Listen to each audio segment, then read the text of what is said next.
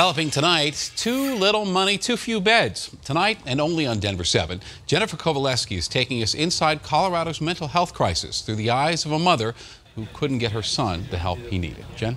Shannon, it took 6 months for this mother to get her son a bed at a state mental health hospital. And even then, she still had to go out of state for his long-term care. Tonight, her story is shining a light on a broken system experts say needs to be fixed. I don't even have any words. I have no words at the core of my being. They say a mother's love knows no bounds. For Maree, I'm the mother of a schizoaffective son. those bounds have been tested, but her love has never wavered. From a little boy Hospitalizations of over 18 times in 2 years. to now, a 27-year-old struggling with mental illness and substance abuse. She asked us not to identify him. My son is in treatment and he is trying to get better for his privacy and respect. But still wants to tell her story.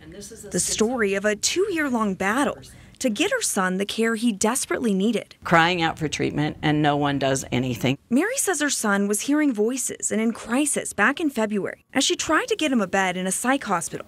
They kept getting sent from emergency room to emergency room, from one 72-hour hold to the next.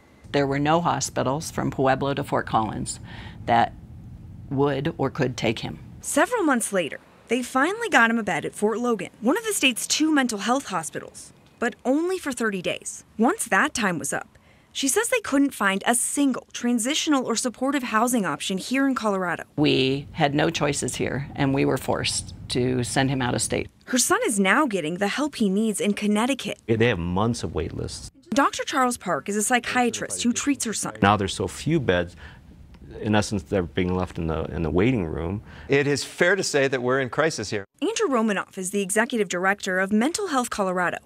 He says Maree's story is all too common. Well, no parent in this state should have to fight so hard or pay so much or travel so far just to get a child the care that he or she needs. For Maree, she wants her story, her struggle, to serve as a wake-up call. I'm talking to save lives.